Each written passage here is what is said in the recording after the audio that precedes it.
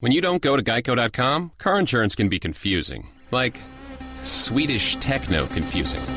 Bark, bark, meow, meow.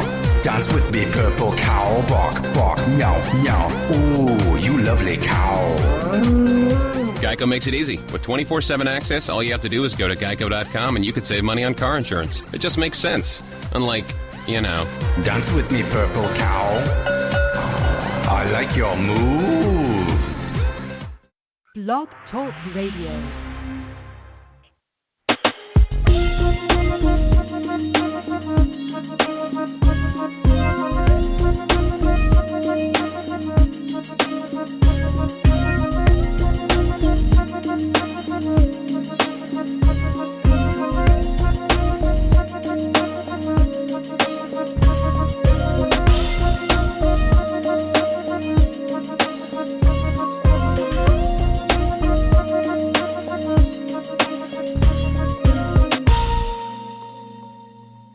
Hey guys, it's your girl LeTonya Moore here with Real Perspectives, and you guys know that this month is our Domestic Violence and Abuse Awareness Month. And so today I am actually delighted to have with me Author Loren Due. Now he's a man of many hats, and we'll get into that in the interview. But tonight we're going to be talking about his book Teddy Bear: Stolen Innocence. And Loren shares with us his personal story of abuse growing up. His father was a Pentecostal pastor, and his brother, who later became a Pentecostal pastor, molested and raped him while his mother worked 3 jobs to provide for the necessities. He is here to share with us his ups, his downs, and his victories. Loren, welcome to the show. Good evening and welcome, and thank you for inviting me. Appreciate it. You're welcome. Now, this is a very, very, very heavy topic because we're talking about, rape, we're talking about incest, we're talking about molestation, but we're also talking about the black clergy, which, all those things tend to not go together, I think, culturally. Tell us, though, about your book, Teddy Bear: Stolen Innocence. How does all of that, tell us your story of how that all comes together. Well, it actually, the book was a result of my getting into a program to get a doctoral degree. And as a result of that, I was doing that and also receiving my own healing and deliverance from the Lord. And in the process of getting that, because as you know, healing is a process, I was talking to my professor, and we agreed that I would write my story. I'd put it into book form. And so I did my first book my first writing basically as a thesis, and it generated a book that we're not talking about tonight, but it generated the first book on sex and all of the issues and things that I've dealt with in all that time period.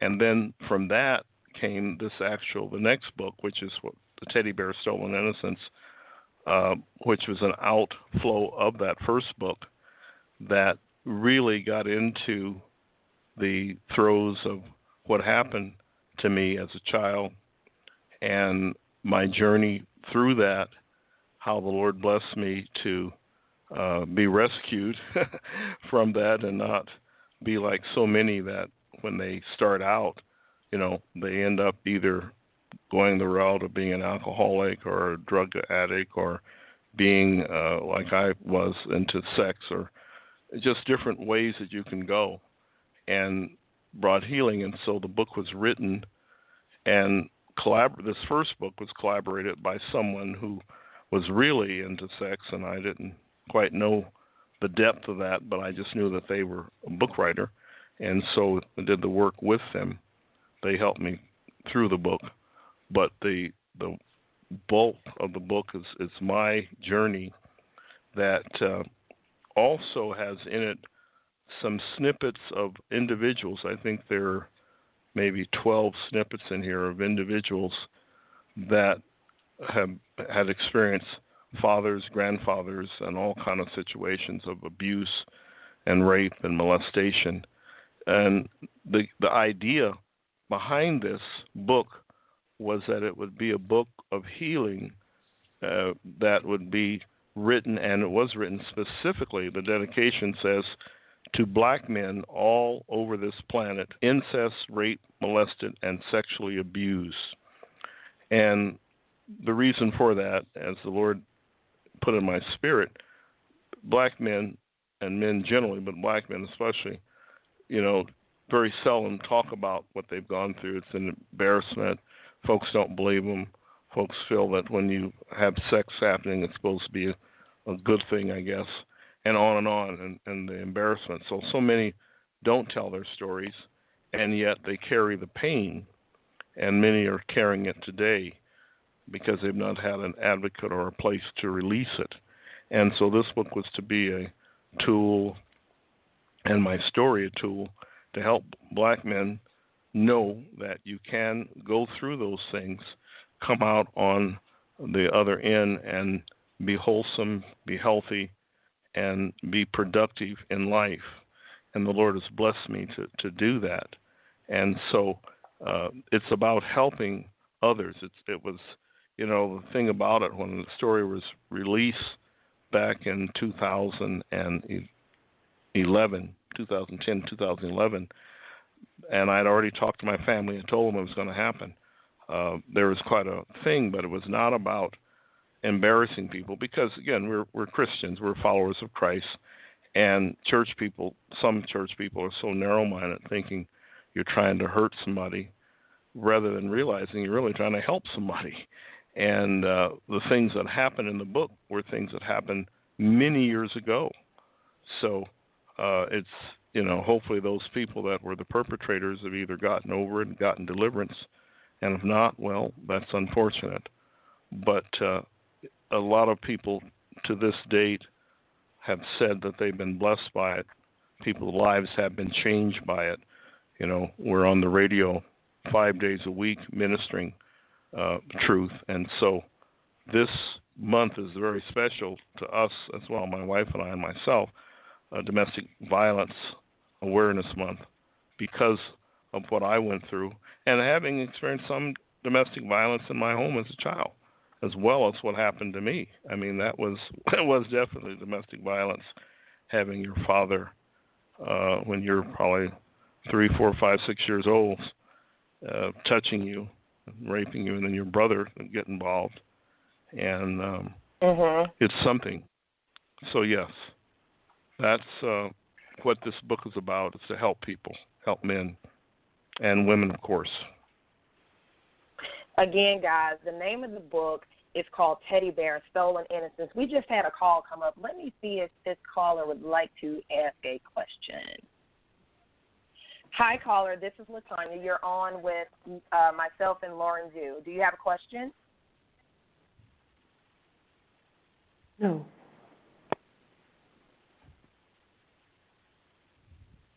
Okay, so I think that maybe our caller may have pushed the the number one by mistake.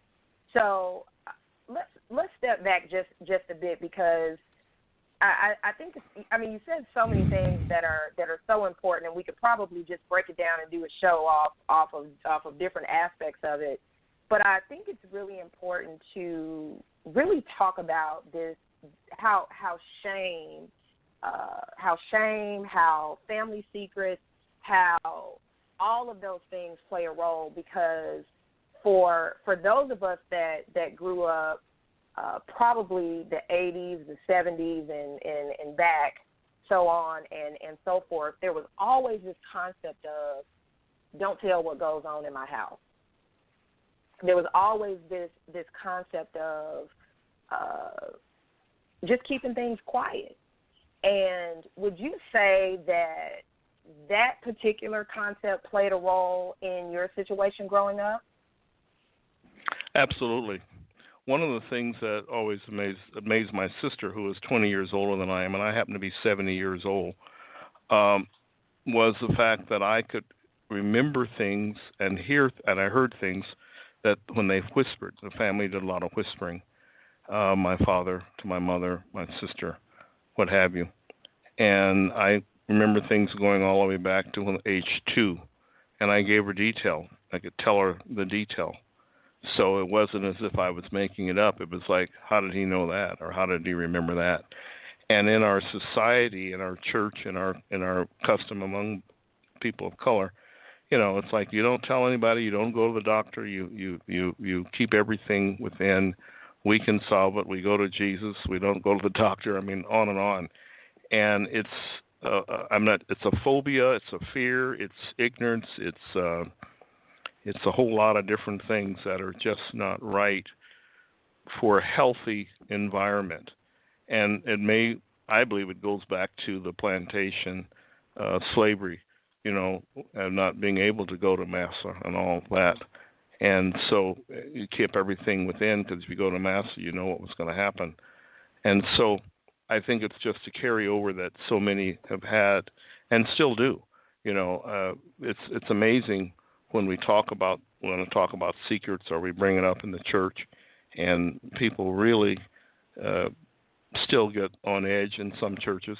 And yet there are churches, thank heavens, around the country that finally have incest groups, small groups of incest, to meet with people, incest survivors and abuse survivors. Not many, but there's a few around the country who have finally realized. It's like going to the doctor. Families, wouldn't go to the doctor. I mean, it just makes no sense.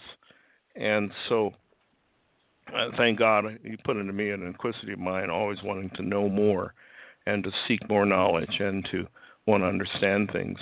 And so, trying to help people realize it's like the scripture that I like to use in Isaiah, where it says, "Whose report, do we believe?" It talks about the report. Well, you can't have a report until you know what's the situation. And so you have to go and find out things. You got to understand it. Otherwise, you're just flailing. And yes, it is a situation that I think is most unfortunate for especially black families and those that still may be under that fear, that phobia of wanting to share and deal with issues. The best way to get to the bottom of things is to deal with it, not skirt it, but go face on. Absolutely, because I think that there's this concept. Again, Real Perspectives listeners, this is my personal opinion, but there is almost an expectation. I feel this in our community that we are to protect abusers. I have no idea. I think what you said is very, very valid, and it's something that can be considered as far as what it's a throwback from and where it comes from. But I think what's difficult for some people to believe is how a father could do these types of things to their child, especially a male child. Have you found out anything as far as your father's background or anything that would lead you to say this may be the reason why my father was an abuser? I was able to go back and do research in our family all the way back to 1852, and our family came off the plantation. Can you hear me? Mm-hmm. Okay. I keep hearing of some. I'm not sure what's going on. There's feedback coming back. Is that yours? I don't hear anything. Okay, let me go on. That is the weirdest thing. There was some feedback. Everything I was saying, I was hearing it all back. All right, let me go on. So we came off the plantation in 1879, and in coming off the plantation then, now I'm hearing this again. There's feedback somewhere. We're not picking up anything on our end. I can hear you clearly. You may have to stop and pray, Loren. This may be a ploy of the enemy, not for you to get this story out. I don't have a problem with that. I'm not above that. Hello? Okay. Okay, as long as you can hear me, I'm going to turn off that and keep talking, except I can barely hear you. All right, so in 1879, they went into a place called in Indiana. My great-grandfather was able to get a farm, and on this farm, he couldn't read or write, but it's 1,800 acres, and they grew the best produce in that part of Indiana. And so my father, at the age of 6, his mother died. She was 19. She had him when she was 13. And I know the whole story. I mean, we've gotten it from different pieces. And so he was put out to pasture, we might say, put out to work as a little kid on the farm at 6 with all of these men. And from what we gather, the men is how he was abused. And then what happened is on that same plantation on that farm, it wasn't a plantation, might as well have been a plantation, because my grandfather used a whip.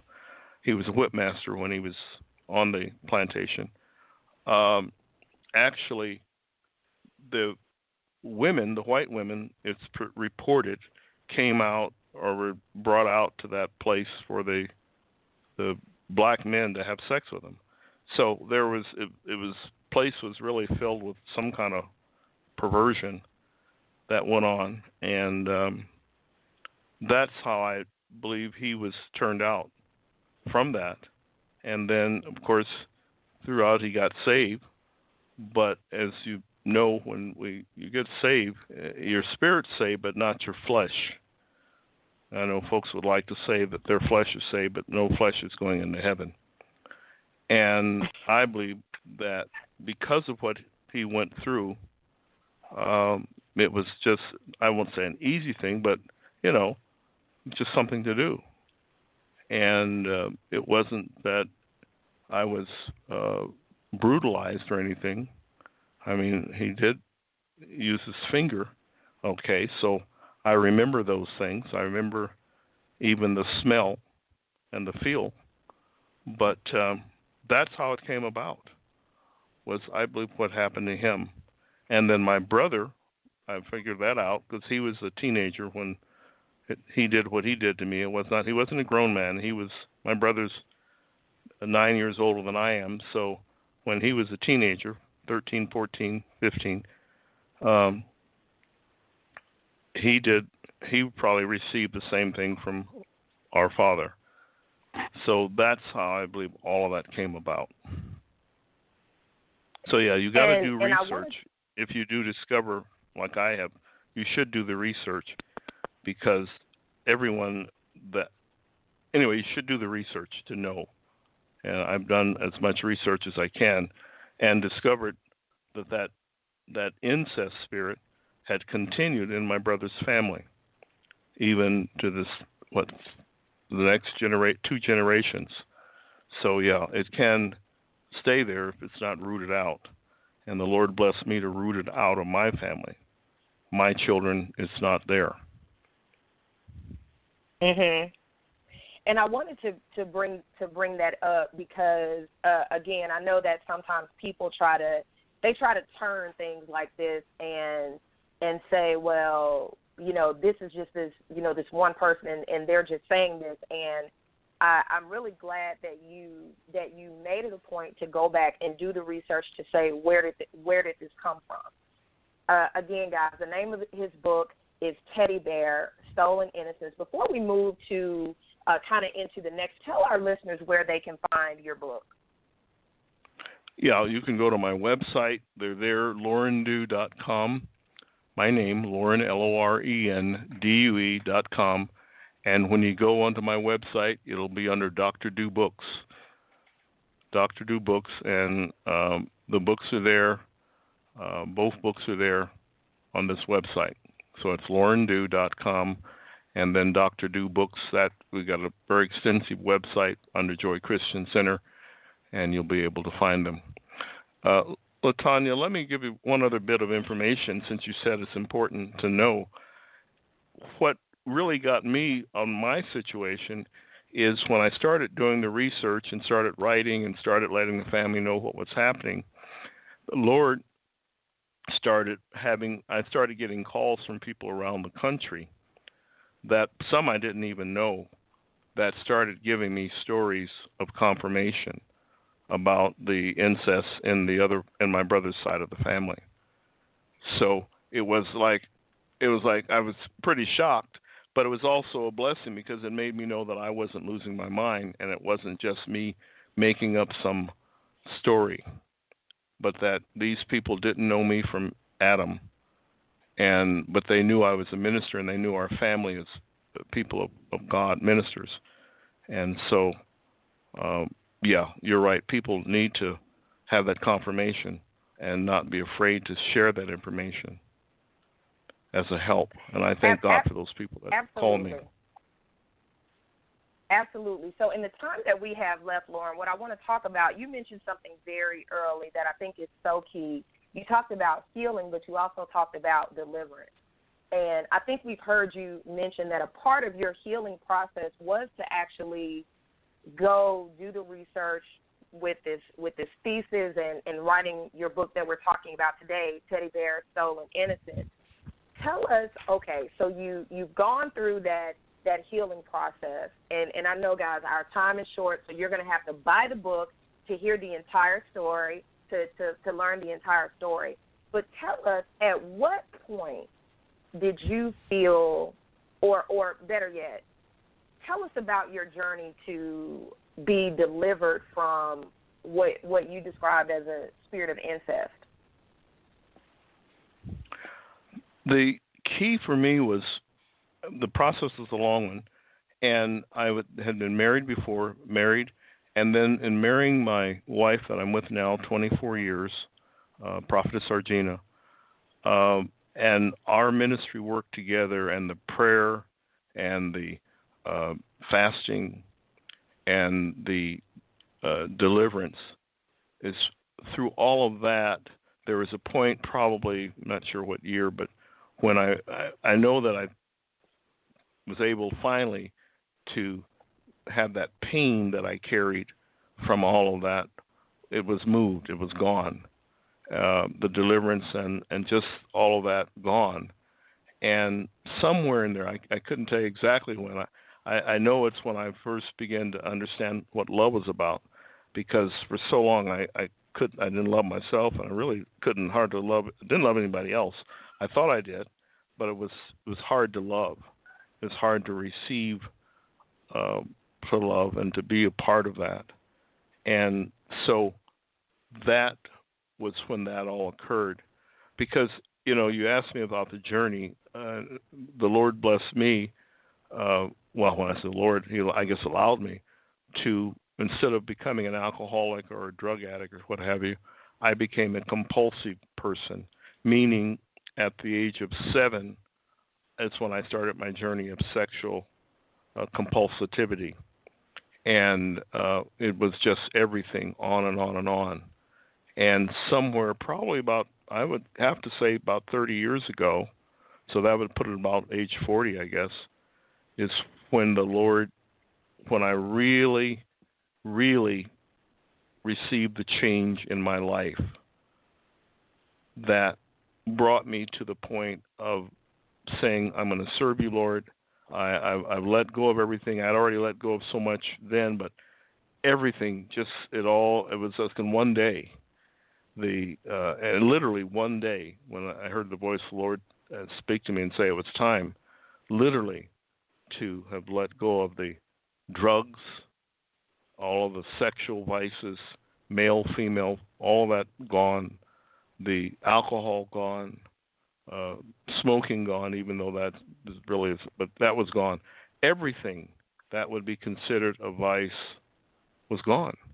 And I'm committed to the Lord, to myself first, because when it was almost like Nebuchadnezzar coming to my senses. He was mad. He came to his senses, and it's like, Lord, I commit to you. And had the first time to ever live a celibate life, even. Never been able to be celibate and abstaining. Had a chance to do that. and and know that it can be done. So all these preachers and all these folks running around and talking about that they got to have a woman and they got to have this, and they're lying. They're lying to themselves and to their people. You can live a celibate life. You can be abstaining, and you can be married and be married to a wife and not have girlfriends or boyfriends. All these folks doing this stuff, they're lying, and God is their judge, and they will be dealt with accordingly.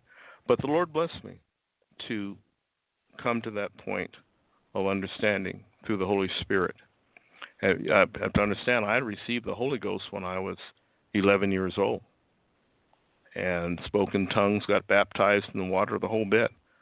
But all the fleshy stuff still was there till full deliverance came and blessed me to not be as my brother and father.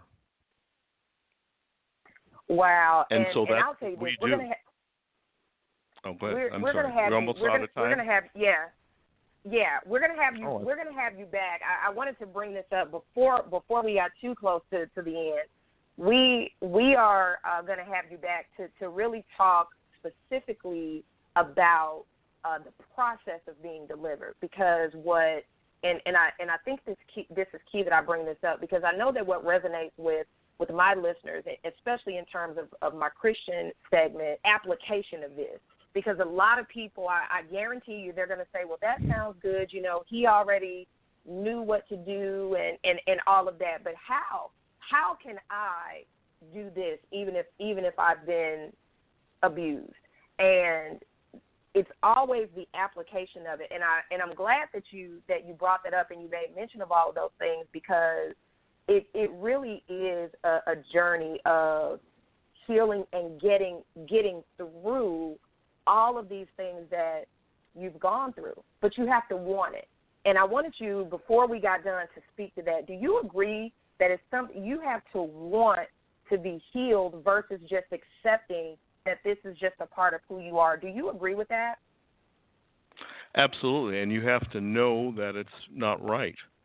See, as a child, I thought that's what everybody was doing. I thought that was the way it was supposed to be, even though, Pentecostal home, sanctified home, I thought that's just how it was. And then when you finally come to the understanding, no, and you know it's not, and then you realize, wait a minute, this is not me. This is not how I should be. So it has to happen somewhere inside. It's an internal thing. And then a desire, in my case, to want to please the Lord, but more, and please myself, of course, but more importantly, please the Lord, and know that my purpose and plan on being here is to not just help myself make it, but help others. And definitely helping others is, I can't see how this can't help others. Because, again, we talked very early at the top of the interview about shame and how shame plays a role in all of these things, and growing up in a culture where it is almost required that you keep secrets. And we're not just talking about incest. We're just talking about in general, where you grow up in that environment where you keep secrets. And I think that people don't understand that is a haven for things just like this to occur in a family that it seems that is, I don't want to say perfect, but you know what I'm saying. They're a loving family. They're doing all the right things, but then you have these dark things that are happening. One more time, Loren, before we get out of here, tell our listeners where they can find your book, Teddy Bear: Stolen Innocence. You can go to my website, Loren Due, LorenDue.com. And when you get to our website, it's Loren Due. The website is called Joy Christian Center. It's our ministry's website.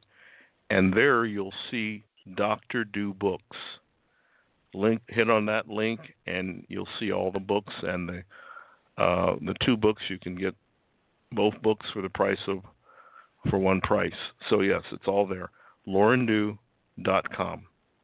If you have a challenge in getting it, you want to then send an email. My email is lorendue@gmail.com, and I'll be glad to get information to you if you have a challenge in getting in. But the website is up, it's working, and it's alive. Awesome. Awesome, awesome. So, guys, again, the name of the book is Teddy Bear, Stolen Innocence.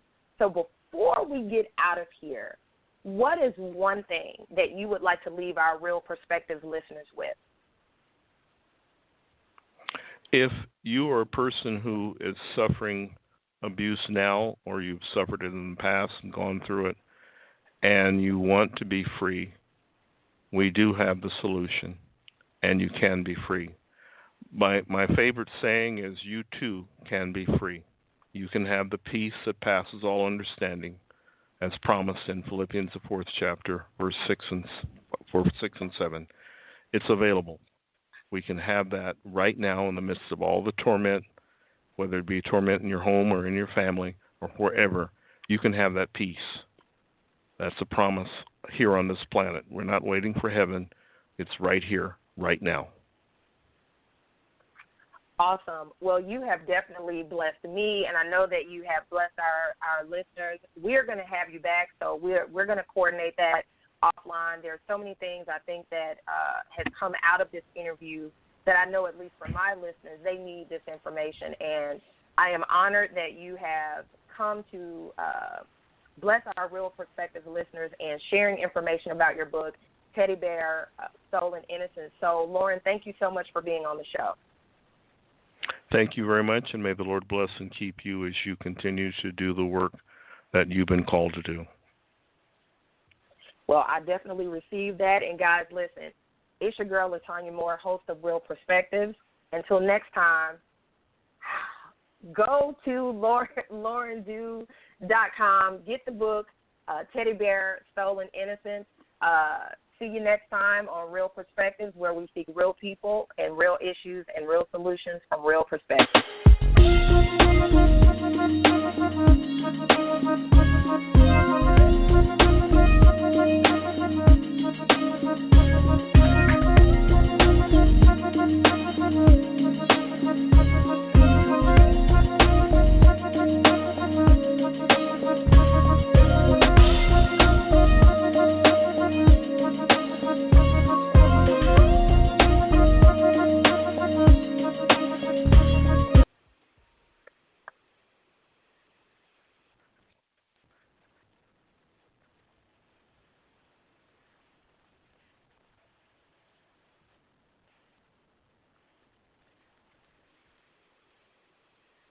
When you don't go to Geico.com, car insurance can be confusing. Like Swedish techno confusing.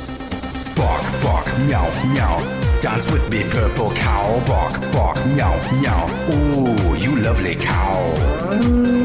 Geico makes it easy. With 24/7 access, all you have to do is go to Geico.com and you could save money on car insurance. It just makes sense. Unlike, Dance with me, purple cow. I like your move.